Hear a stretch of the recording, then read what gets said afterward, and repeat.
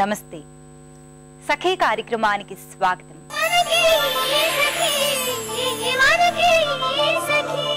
సఖులందరికీ సంక్రాంతి పర్వదిన శుభాకాంక్షలు.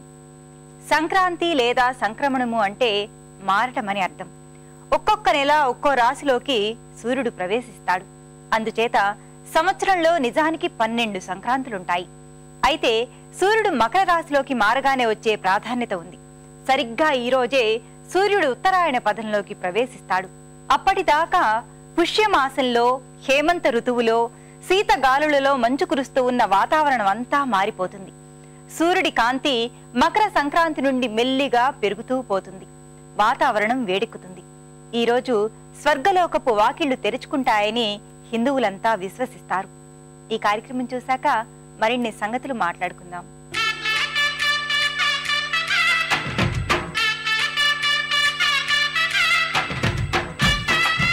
నమస్కారం. సఖీ ప్రేక్షకులందరికీ సంక్రాంతి పండుగ శుభాకాంక్షలు. సంక్రాంతి పండుగ అనగానే ఇంటి ముందు రంగురంగుల ముగ్గులు, అందులో అందమైన గొబ్బమ్మలు, గంగిరెద్దుల కోలాహలం, డూడు బసవన్నులు, కోడి పందాలు, కొత్త అల్లుళ్ళ ఇంటికి రాకపోకలు, అలాగే అందంగా ముస్తాబైన ఆడపడుచులు, ఇంట్లో కుమకుమలాడే పిండి వంటలు. ఇలా ఈ సంక్రాంతి పండుగని మనం అందరూ ఎంతో సంతోషంగా జరుపుకుంటాం కదండి. మరి ఈ పండుగ రోజు పండుగ విశిష్టత గురించి మనకు తెలియజేయడానికి ఆధ్యాత్మికవేత్త, సామాజిక సేవకురాలు గురు కొండవీటి జ్యోతిర్మయ్య గారు మనతో ఉన్నారు. మరి ఈ రోజు ఆవిడ పుట్టినరోజు కూడా.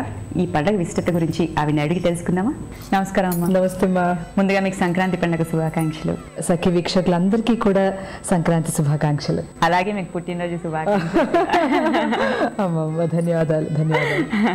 సో ఈ రోజు సంక్రాంతి పండుగ అందరూ ఎంతో సంతోషంగా జరుపుకునే పండుగ. మరి మీరు చెప్తే ఈ సంక్రాంతి విశిష్టత గురించి తెలుసుకోవాలండి మాకు. తప్పకుండా.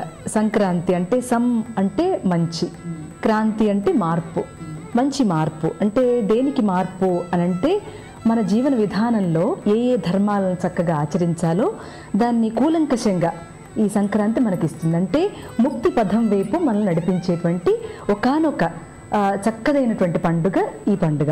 అంటే సూర్యుని యొక్క సంక్రమణం అంటే ఎక్కడి నుంచి ఒక్కొక్క రాశిలో ఈ సూర్యుడు తిరుగుతూ ఉంటాడు. ఇప్పుడు మనకు ధనుర్రాశి నుంచి మనకు మకర రాశికి ప్రయాణం చేస్తూ ఉన్నాడు. అంటే ఈ ప్రయాణం ఇక్కడి నుంచి అక్కడికి ట్రావెలింగ్ అయితే ఉందో దాన్ని మనం మకర సంక్రమణం అని అంటాం అన్నమాట. మకర రాశి కనుక మకర సంక్రమణం, అటువైపు ప్రయాణం చేయటం. తద్వారా మనందరికీ కూడా ఒక కొత్తదైనటువంటి కాంతి కనిపిస్తుంది. అంటే ప్రత్యేకంగా మనం ఈ భూమి మీద పుట్టినందుకు చక్కదైనటువంటి రుణాలను తీర్చుకునే ఒక పద్ధతిని ఈ పండుగ ఏర్పాటు చేసింది. అంటే దైవ రుణం. విష్ణుమూర్తి అనేక రకాలుగా మనకి విశ్వమంతా వ్యాపించి ఉన్నాడు.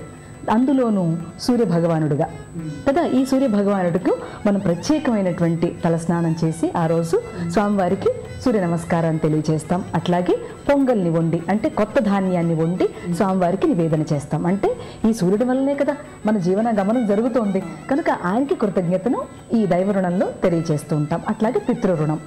ఈ పితృరుణంలో మనందరం కూడా చేయవలసినటువంటి పుత్రకర్మలు, ఏ శ్రాద్ధ కర్మలు ఉన్నాయో వాళ్లకు ఉత్తరత్తర మంచి జన్మలు రావాలని, అలాగే మనం కూడా కృతజ్ఞతలను తెలియజేసుకోవటానికి ఒక అవకాశం. ఇక తర్వాత భూతరుణం. గాలి, నీరు, భూమి ఇత్యాదులన్నీ కూడా వీటన్నిటినీ కూడా మనం సేవించగలగాలి కదా. ఇవి కాకుండా ఇతరత్ర ఎక్కడో భగవానుడు అంటే ఎక్కడ లేడు. ఇవియే the presence of God is in పంచభూతాలు. మనం దాన్ని స్పర్శ చేస్తాం. పూర్వీకుల నుంచి మనకు వచ్చినటువంటి చక్కదైనటువంటి సంస్కృతి అది. కనుక ఈ భూమికి చక్కగా పూజ చేసి పసుపు కుంకుమ వేసి తద్వారా అక్కడ ఒక గుమ్మడికాయని దిష్టిగా ఈ భూమికి కూడా దిష్టి తీసి చక్కగా అక్కడ పొంగలు వండినటువంటి ఈ పొంగల్ మెతుకుల్ని కూడా భూమి మీద చల్లుతారు. చల్లటం వల్ల ఈ భూమాతకు కూడా మనం కొంత ఆహారాన్ని ఇచ్చాము అనేటువంటి భావన. ఇక తర్వాత మనకు వచ్చినటువంటి మానుష రుణం. ఏ మానుష అంటే మామూలుగా మనం ఒక్కళ్ళమే అంటే నేను జ్యోతిర్మయిగా మీరు ప్రశాంతిగా జీవించట్లా కదా. అందరి యొక్క సహకారంతో మనం జీవిస్తూ ఉన్నాం. అంటే అన్నిటికంటే ముఖ్యమైనది ఎవరు? కర్షకుడు, మనకు పని చేసేటువంటి వాడు. అట్లాగే ఎద్దు, ఆవు కదా, పశుపక్షాదులన్నింటినీ కూడా మనం సేవించగలగాలి. వీటన్నిటి రూపంలో భూత యజ్ఞంలోనూ భూతరుణంలోనూ మానుష యజ్ఞంలోనూ జరుగుతుంది. అంటే వీళ్ళందరికీ కూడా కృతజ్ఞత తెలియజేయడం. చివరిగా ఉన్నటువంటి రుణం ఋషి రుణం. మనం ఈ కాలంలో అంటే ఇది ఉత్తరాయణ పుణ్యకాలం అని చెప్తూ ఉన్నాం కదా, మనకు ఉత్తరాయణ పుణ్యకాలం ఆసన్నమైంది, వచ్చింది ఈ సంక్రాంతి రోజు నుంచి. ఆ రోజు నుంచి మనందరికీ కూడా మంచి ఆలోచనలు, మంచి కాంతి, మంచి క్రాంతి మనందరికీ లభిస్తుంది. తద్వారా మనం ఏం చేస్తాం, మంచి పుస్తక పఠనం, పురాణ పఠనం, మంచి విషయాలను తెలుసుకోవటం ఇత్యాదులన్నీ చేయటం వల్ల ఈ కాలంలో మనకి ఉత్తమమైన గతులు రావడానికి, మనందరికీ వికాసం రావడానికి ఎక్కువ ప్రోద్బలమైనటువంటి కాలం. మనందరినీ ప్రోత్సహిస్తుంది ఈ కాలం మంచి పనులు చేయటానికి, మంచి పదం వైపు నడవటానికి. కనుక ఈ అన్ని యజ్ఞాలు, ఈ పంచమహాయజ్ఞాలను తీర్చుకునేటువంటి ఒకానొక సందర్భం భగవానుడు మనకి ఈ సంక్రాంతికి ఇచ్చాడనమాట. అమ్మ, సంక్రాంతి అంటే అందరూ 3 రోజులు ముచ్చటగా జరుపుకుంటారు ఈ పండుగని. భోగి, సంక్రాంతి, కనుమ. అవును. మరి ఈ 3 రోజులు ప్రజలపైన ఎలాంటి ప్రభావం పడుతుందండి? ఈ 3 రోజులు అసలు ఇది 3 రోజుల పండగ కాదమ్మా, 4 రోజుల పండగ. అంటే ఈ మన ధనుర్మాసం పట్టిన అప్పటి నుంచి కూడా మనం చక్కగా ఈ గొబ్బెమ్మలు చేస్తాం. ఆవు పేడతో చేసినటువంటి గొబ్బెమ్మని మళ్ళీ అది సాయంత్రం తీసి దాన్ని పెడకగా వేసి ఆ మొత్తం వాటన్నిటిని కూడా దండగా గుచ్చి భోగి మంటల్లో వేస్తాం కదా. కనుక ఇవన్నీ ఈ పిడకలు రావాలంటే 1 రోజులు ఎట్టొస్తాయి, 3 రోజులు ఎట్టొస్తాయి, రావు. కనుక 4 రోజుల నుంచి జరుపుకునేటువంటి పండుగ ఇది. అంటే 4 రోజుల నుంచి కూడా అందరూ స్వామికి సంబంధించినటువంటి అనేక కార్యాలను చేయటము, భగవంతుడికి సంబంధించినటువంటి అనేకవి మనం చేసుకున్న పదార్థాలని పంచడానికి ముందుగానే 4 రోజుల ముందుగానే పిండి పదార్థాలని తయారు చేసుకోవటం ఇత్యాదులన్నీ ఉన్నాయి. కనుక ప్రతిరోజు మనకు పని జరుగుతుంది. అప్పుడు ఈ కర్షకుడికి, కార్మికుడికి పని లేదనేటువంటి సందర్భమే లేదు అసలు. కనుక ఈ పండుగ సమృద్ధిగా మనకు పనినిస్తుంది, ఆధ్యాత్మ చింతననిస్తుంది. అట్లాగే మనందరం కలిసిమెలిసి ఎట్లా ఉంటే ఆనందంగా ఉంటామో కూడా తెలియజేస్తుంది. కనుక 3 రోజుల పండుగని మనం సిటీలో పూజించుకున్నాం కానీ ఊళ్ళల్లో అందరూ కూడా 4 రోజుల నుంచే చక్కగా ఈ పండుగని జరుపుకుంటూ ఉంటారమ్మా. మనం కూడా అలాగే జరుపుకుంటే పిల్లలకి తెలుస్తుంది మన ధర్మము, మన నీతి, మన పద్ధతి, మన సంప్రదాయము, సంస్కృతి చాలా త్వరగా చక్కగా తెలుస్తుంది. అమ్మ, మీరు పాడుతుంటే అన్నమాచార్య కీర్తనలు అలా వింటూ ఉంటాం మేము. సో ఇది సంక్రాంతి పండగ కాబట్టి సో ఒక సంక్రాంతికి పండగకి సంబంధించి ఒక మంచి పాట వినాలండి. తప్పకుండా. మనందరికీ తెలిసిన గొబ్బెళ్ళు కదా, గొబ్బెళ్ళు పాట మనందరికీ ముఖ్యమైన సంకీర్తన.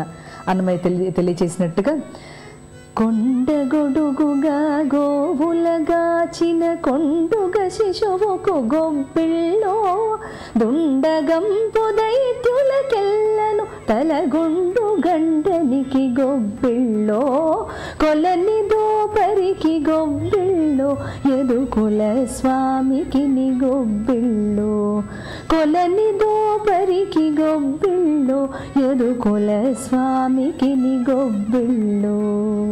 ఇక చివరాఖరిలో మీ మాటల్లో ఈ పండుగ విశిష్టత గురించి, మా సకుల గురించి. ఈ పండుగ విశిష్టత మనందరికీ కూడా ఒక పుస్తకం చదవగా లేదంటే పెద్దలు చెప్పగా తప్పకుండా తెలుస్తుంది. కానీ మనం అందరం దీన్ని ఆచరణ చేస్తే, మనం అందరం కలిసి దీన్ని ఎట్లా ముందుకు తీసుకెళ్లాలో చేయగలిగితే తప్పకుండా మనం అనుకున్నటువంటి మంచి సంప్రదాయం, మంచి సంస్కృతులు ఇంకా నెలకొల్పబడతాయి. తద్వారా మన సమాజం బాగుంటుందని, మనందరం కూడా సంకీర్తన సత్కర్మ ద్వారా మంచి పనులు ముందు చేస్తూ వెళ్దామని, ఈ సంక్రాంతి మనకు కొత్తగా అయినటువంటి కాంతిని ఇవ్వాలని మనస్ఫూర్తిగా కోరుకుంటూ జయశ్రీ వెంకటేశ్, జయశ్రీ అన్నమాచారి. ధన్యవాదాలు. ధన్యవాదాలు. మరొకసారి సంక్రాంతి పండుగ శుభాకాంక్షలు, అలాగే పుట్టినరోజు శుభాకాంక్షలు. ధన్యవాదాలు తల్లి, చాలా ధన్యవాదాలు.